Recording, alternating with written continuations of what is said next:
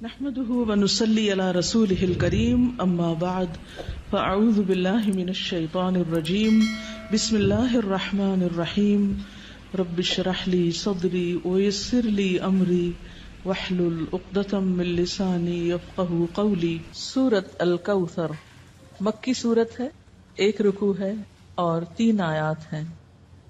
اس سورت کا دوسرا نام سورۃ النحر بھی ہے۔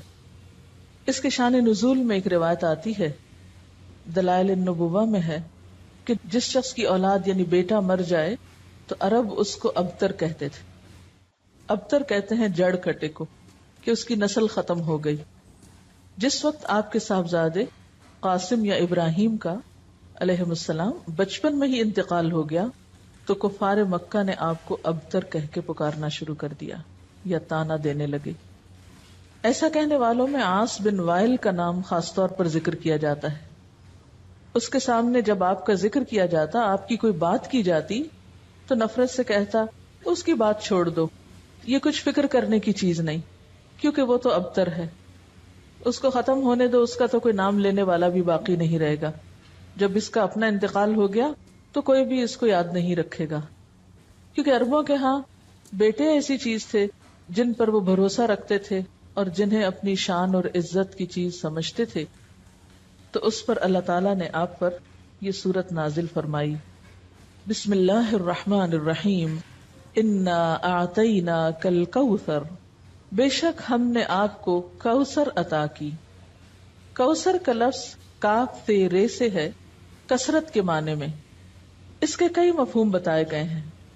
ایک معنی تو اس کا خیر کثیر سے کیا گیا ہے کہ بہت کثرت سے ملنے والی خیر اور بھلائی، کیونکہ کوثر کے لفظ میں بھی مبالغہ پایا جاتا ہے، اس کا لفظی معنی ہی خیر کثیر بنتا ہے، تو بعض نے اس کو لفظی معنی میں لیا ہے۔ پھر اسی طرح اس سے مراد وہ نہر بھی لی گئی ہے جو جنت میں آپ کو عطا کی جائے گی۔ پھر اسی طرح اس سے مراد وہ حوض بھی ہے جس سے آپ اپنی امت کو پانی پلائیں گے۔ ابن کثیر نے کوثر سے مراد خیر کثیر ہی لیا ہے، کیونکہ خیر کثیر میں پھر ساری چیزیں آ جاتی ہیں، وہ جنت کی نہر بھی آ جاتی ہے، حوض کوثر بھی آ جاتا ہے، اور آپ کو جو فتوحات دنیا میں نصیب ہوئیں، اسلام کا بول بالا ہوا، آپ کا مشن آپ کی زندگی میں مکمل ہوا، یہ تمام چیزیں اس ایک لفظ میں شامل ہو جاتی ہیں۔ گویا جتنی نعمتیں آپ کو ملی ان سب کے لیے ایک جامع لفظ ہے کہ آپ کے دشمن آپ کے بارے میں جو بھی کہیں، لیکن ہم نے آپ کو خیر کثیر عطا کر دی ہے، وہ خیر کثیر جس کا سلسلہ دنیا سے شروع ہو کر آخرت تک جاتا ہے، یعنی صرف آخرت میں نہیں، دنیا میں بھی آپ کو خیر کثیر عطا ہوئی۔ اس کے بارے میں کچھ احادیث بھی ہیں۔ حضرت انس کہتے ہیں کہ ایک روز آپ صلی اللہ علیہ وسلم مسجد میں ہمارے درمیان تھے، اچانک آپ پر ایک قسم کی نیند یا بے ہوشی سی طاری ہوئی، پھر ہنستے ہوئے آپ نے سر مبارک اٹھایا۔ ہم نے پوچھا، اے اللہ کے رسول صلی اللہ علیہ وسلم، آپ کے ہنسنے کا سبب کیا ہے؟ آپ نے فرمایا کہ مجھ پر اس وقت ایک سورت نازل ہوئی ہے، یعنی اس سورت کے نازل ہونے پر آپ مسکرائے۔ پھر آپ نے بسم اللہ کے ساتھ یہ سورت کوثر پڑھ کر سنائی۔ پھر فرمایا، تم جانتے ہو کوثر کیا چیز ہے؟ ہم نے کہا اللہ و رسولہ عالم۔ آپ نے فرمایا یہ ایک نہر ہے جس کا میرے رب نے مجھ سے وعدہ فرمایا ہے، جس میں خیر کثیر ہے، اور وہ حوض ہے جس پر میری امت قیامت کے روز پانی پینے کے لیے آئے گی۔ اس کے پانی کے پینے کے برتن آسمان کے ستاروں کی تعداد میں ہوں گے۔ اس وقت بعض لوگوں کو فرشتے حوض سے ہٹا دیں گے تو میں کہوں گا میرے پروردگار یہ تو میری امت ہے۔ اللہ تعالیٰ فرمائے گا آپ نہیں جانتے کہ ان لوگوں نے آپ کے بعد کیسا دین اختیار کیا، یعنی نام آپ کا لیتے تھے لیکن طریقے آپ والے نہیں تھے۔ بہرحال اس نہر کے بارے میں معراج کے واقعے میں بھی کچھ تفصیلات ملتی ہیں۔ بخاری کی روایت ہے، آپ صلی اللہ علیہ وسلم نے معراج کے واقعے میں فرمایا، میں ایک نہر پہ پہنچا جس کے دونوں کناروں پر خولدار موتیوں کے ڈیرے لگے تھے۔ میں نے جبریل سے پوچھا یہ نہر کیا ہے؟ اس نے جواب دیا یہ کوثر ہے۔ یعنی آپ کو معراج کے سفر پر وہ نہر دکھائی گئی جس میں پانی بہ رہا تھا یا جو بھی چیز، مگر اس کے کناروں کے اوپر خولدار موتی تھے۔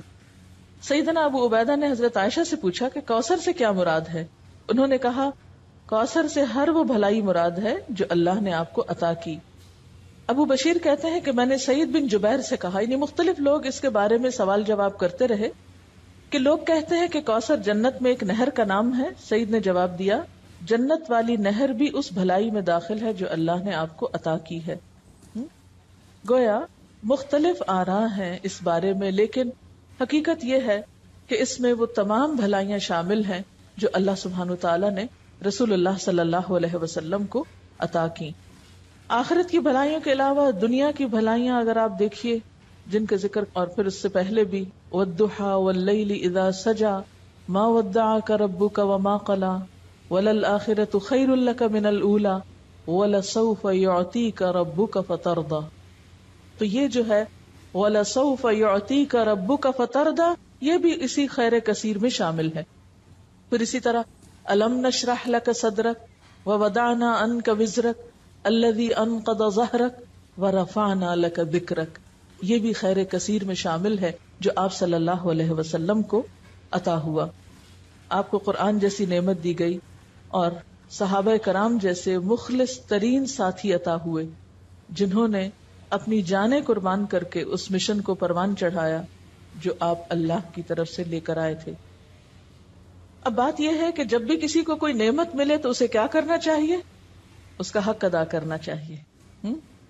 اور کسی نعمت کا حق کب ادا ہوتا ہے؟ جب انسان اللہ کی مرضی اور اطاعت کے کام کرتا ہے.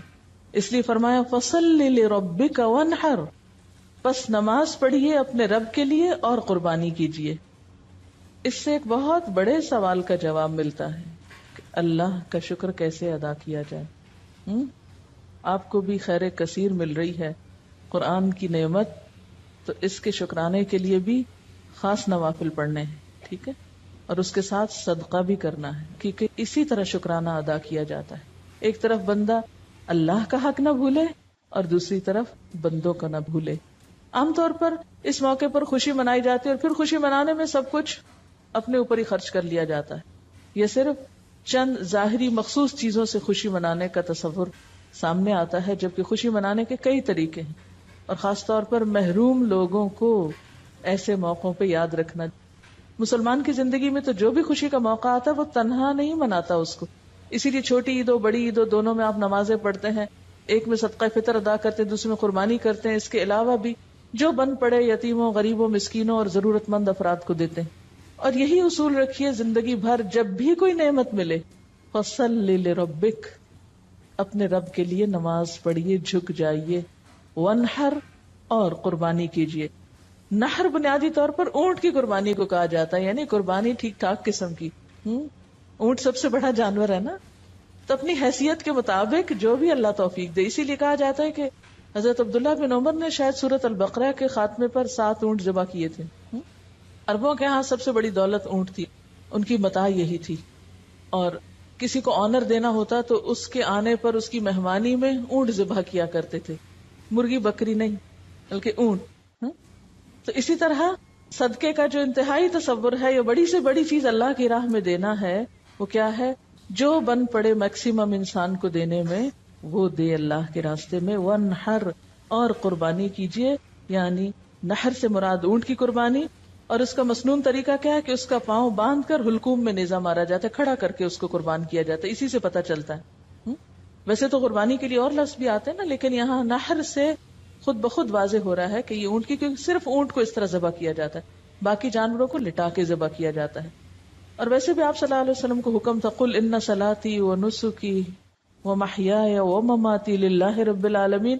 تو فصل لربك دکھاوے کی نماز نہیں، وہ جو پچھلی صورت میں آئی ہے الذین هم یراؤون ویمنعون الماعون. ایک تو اپنے اندر کے حرص اور بخل ختم کرنے ہیں، اور دوسری طرف دکھاوے کی نماز نہیں، فصل لربک کرنی ہے، وانحر اور قربانی بھی اپنے رب کے لیے کرنی ہے. نتیجہ کیا نکلے گا؟ ان شانئک ھو الابتر، دشمنوں کو اللہ خود سنبھال لے گا، برا چاہنے والے خود مصیبت میں گرفتار ہو جائیں گے. عموماً کیا ہوتا ہے جب انسان کو نعمت ملتی تو ساتھ ہی حاسد بھی پیدا ہو جاتے ہیں نا، ساتھ ہی جیلسیز شروع ہو جاتی ہیں، خواہ دین کی نعمت ملے یا دنیا کی ملے.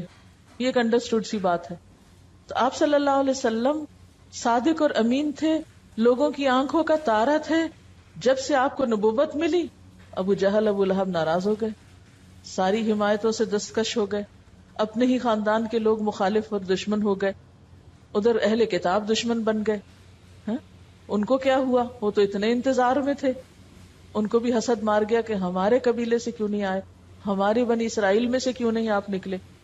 تو یہ شیطان انسان کو چھوٹی چھوٹی چیزوں میں آ کے الجھا دیتا ہے، معمولی معمولی چیزوں کو انا کا مسئلہ بنا کر انسان کو حق سے دور کر دیتا ہے.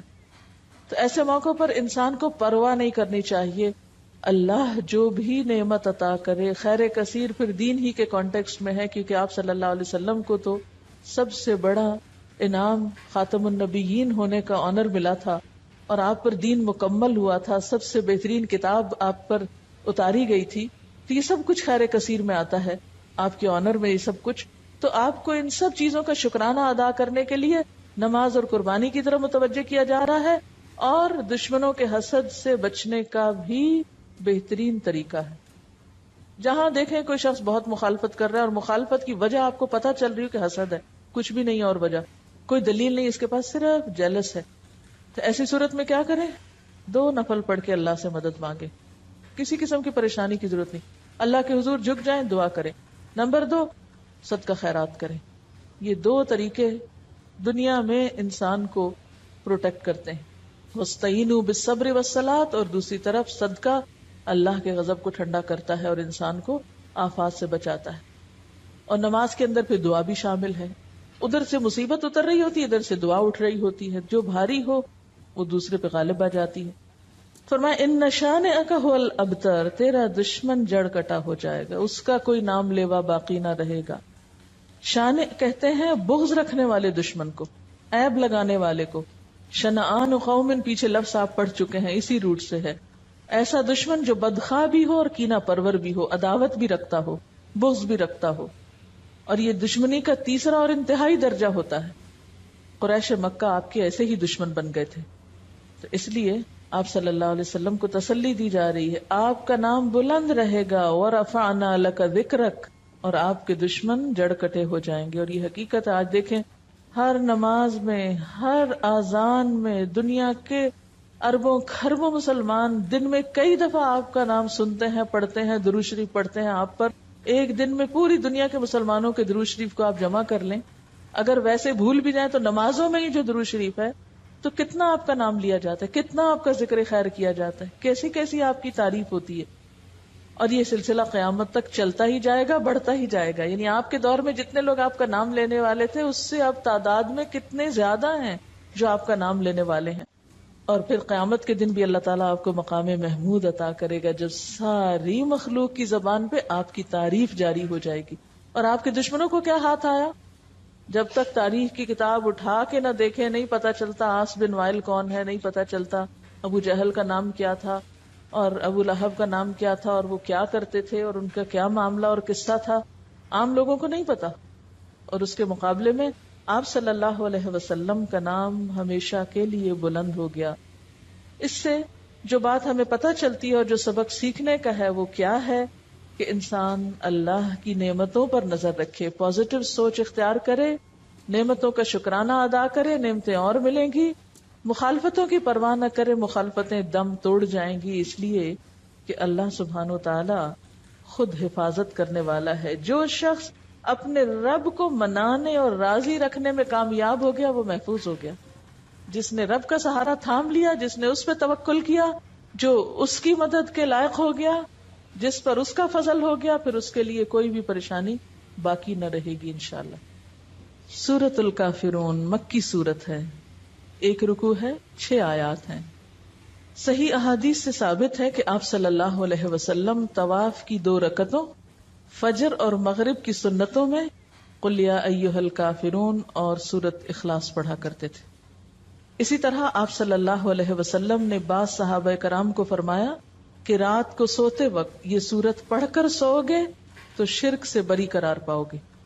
تو رات کو جہاں بسمک اللہم اموت و احیا پڑھتے ہیں وہاں اس سورت کو بھی پڑھا کریں. بعض روایات میں آپ کا عمل بھی بتلایا گیا ہے، یعنی آپ صلی اللہ علیہ وسلم کے پڑھنے کا طریقہ بھی پتہ چلتا ہے. حضرت عائشہ فرماتی ہیں کہ آپ صلی اللہ علیہ وسلم نے فرمایا کہ فجر کی سنتوں میں پڑھنے کے لیے 2 صورتیں بہتر ہیں، سورت کافرون اور سورت اخلاص۔ بعض صحابہ نے آپ صلی اللہ علیہ وسلم سے عرض کیا کہ ہمیں کوئی دعا بتا دیجئے جو ہم سونے سے پہلے پڑھا کریں۔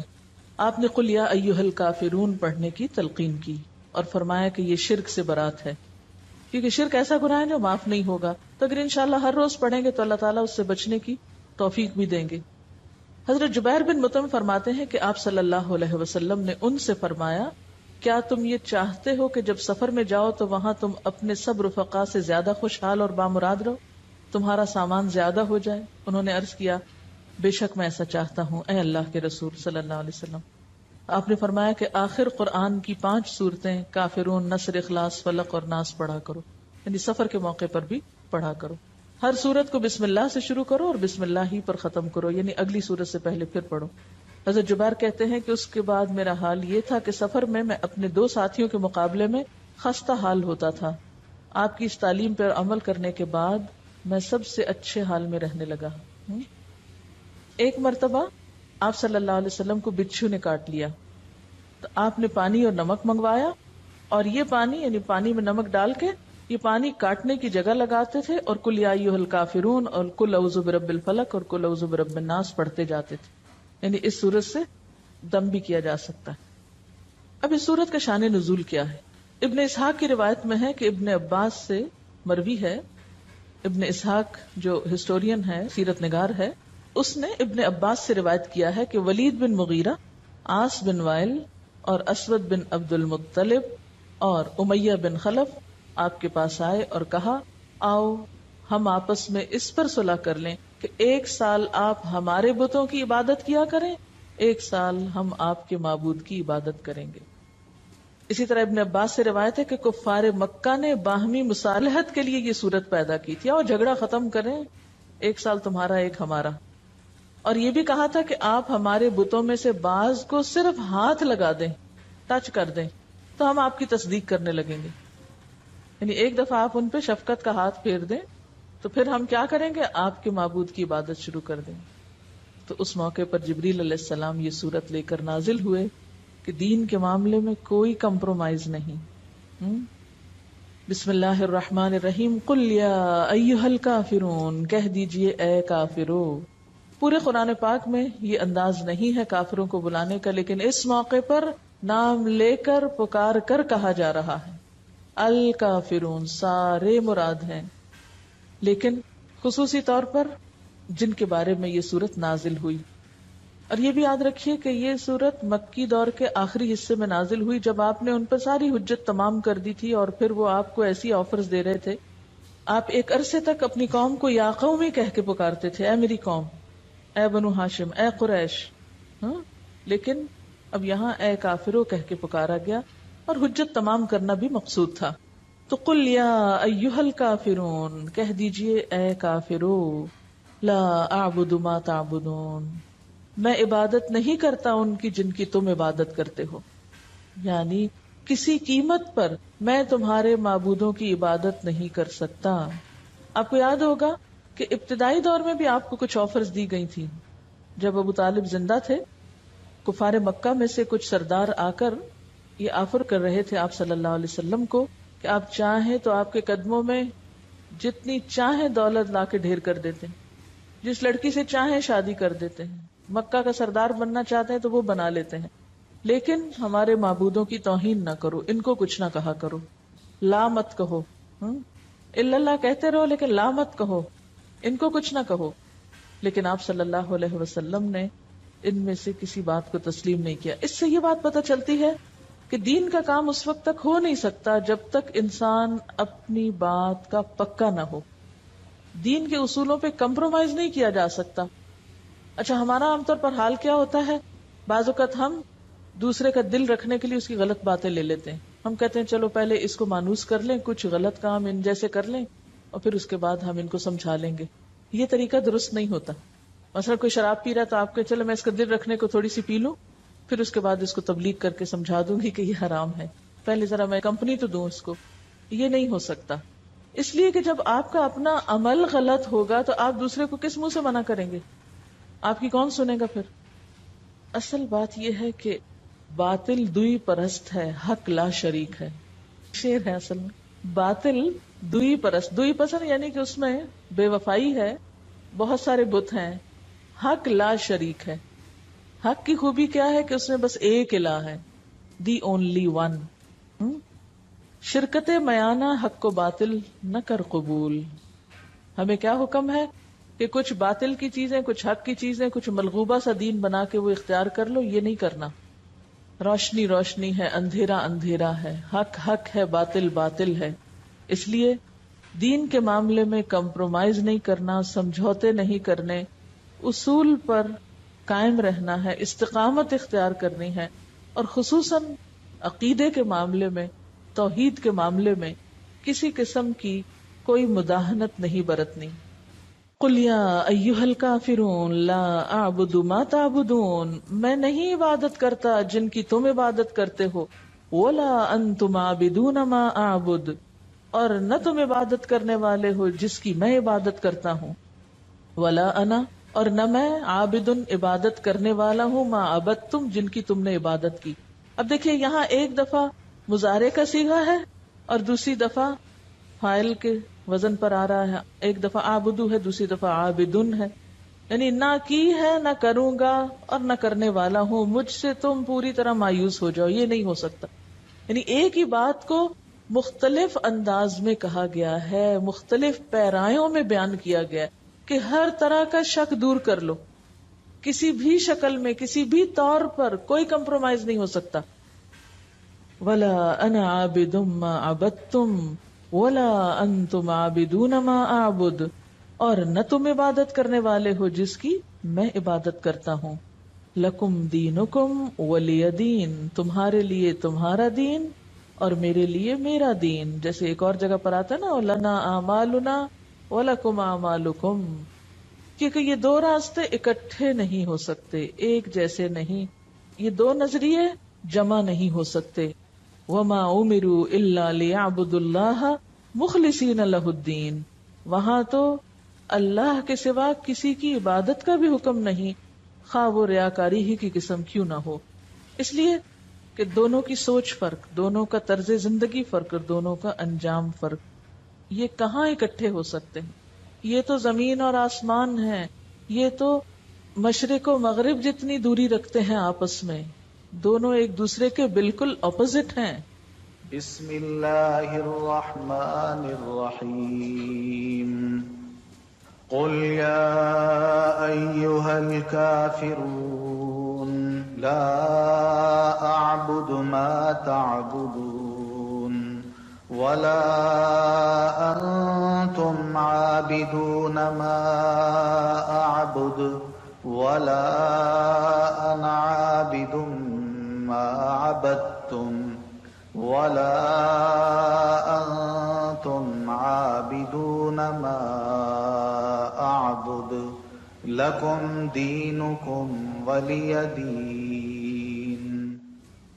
پاک اور ناپاک ایک جیسے نہیں ہوتے، مسلم اور مجرم فرق ہوتے ہیں.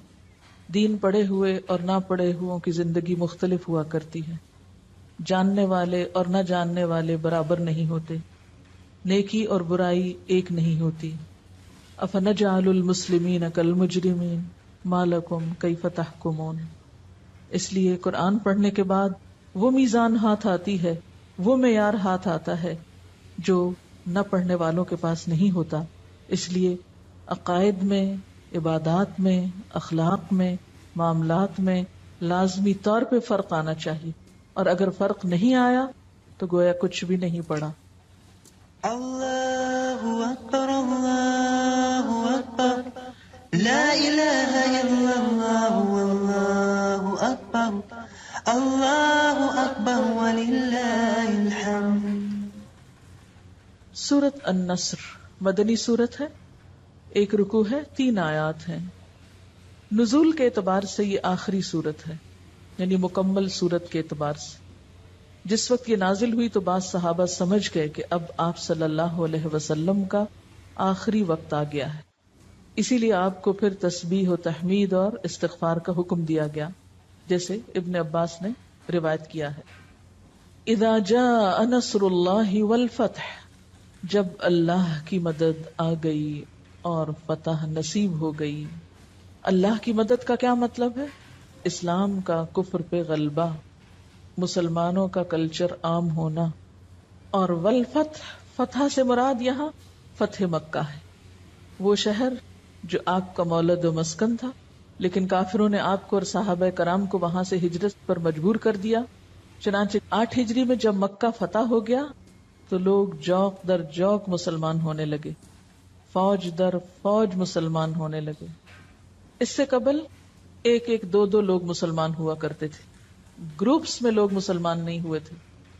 فتح مکہ سے لوگوں پہ یہ بات واضح ہو گئی کہ آپ اللہ کے سچے پیغمبر ہیں اور دین اسلام سچا دین ہے جس کے بغیر اب نجات ممکن نہیں، نہ دنیا میں نہ آخرت میں. اس لیے اذا جاء نصر اللہ والفتح، جب اللہ کی مدد آ گئی اور فتح نصیب ہو گئی، جس کا ذکر پیچھے کیا گیا تھا. وَأُخْرَى تُحِبُّونَهَا نَصْرٌ مِّنَ اللَّهِ وَفَتْحٌ قَرِيبٌ، جس فتح قریب کا وعدہ کیا گیا تھا وہ فتح مبین، فتح مکہ کی شکل میں نصیب ہو گئی. وَرَأَيْتَ النَّاسَ يَدْخُلُونَ فِي دِينِ اللَّهِ أَفْوَاجًا، اور تم نے دیکھا لوگوں کو کہ اللہ کے دین میں فوج در فوج داخل ہونے لگے، یعنی بہت بڑی تعداد لوگوں کی مسلمان ہو گئی. کہتے ہیں کہ صرف یمن سے 700 لوگ مسلمان ہو کے آپ کے پاس پہنچے. اتنی بڑی بڑی تعداد میں اکٹھے مسلمان ہوئے جو راستے میں اذانیں دیتے ہوئے اور قرآن پڑھتے ہوئے آ رہے تھے، یعنی اسلام میں داخل ہونے کے بعد. تو ایسی نعمت جب نصیب ہو فسبح بحمد ربک، تو تسبیح کرو اپنے رب کی حمد کے ساتھ. یعنی اب فریضہ رسالت دین ادا ہو گیا، جو ذمہ داری تھی پوری ہو گئی، لہٰذا اب اللہ کی تعریف اور پاکی بیان کی جائے. واستغفر، اور خوب استغفار کی جائے. انہ کانا توابا، بے شک وہ توبہ قبول کرنے والا ہے. کہتے ہیں کہ اس سورت کے نازل ہونے کے بعد آپ صلی اللہ علیہ وسلم جب کوئی نماز پڑھتے تو یہ دعا کرتے، سبحانک ربنا وبحمدک اللہم اغفر لی، یعنی استغفار اور تسبیح دونوں کو ملا کر پڑھا کرتے تھے، خصوصاً سجدے میں. یہ سجدے کی دعا بھی ہے نا. اور اس کے علاوہ اٹھتے بیٹھتے آتے جاتے یہ دعا پڑھتے تھے، سبحان اللہ وبحمدہ استغفر اللہ واتوب الیہ. اور پھر حضرت ابو ہریرہ فرماتے ہیں کہ اس سورت کے نزول کے بعد آپ نے عبادت میں بڑا مجاہدہ فرمایا، یہاں تک کہ آپ کے پاؤں سوج جایا کرتے تھے. جیسے پیچھے بھی آپ کو کہا گیا تھا نا کہ وَإِذَا فَرَغْتَ فَانْصَبْ وَإِلَىٰ رَبِّكَ فَارْغَب، جب آپ اس کام سے فارغ ہوئے، اپنی ذمہ داری پوری کر لی، تو آپ پھر اپنے آپ کو عبادت کے لیے تھکاتے تھے. سبحانک اللہم وبحمدک اشہد ان لا الہ الا انت استغفرک واتوب الیک. السلام علیکم ورحمۃ اللہ وبرکاتہ.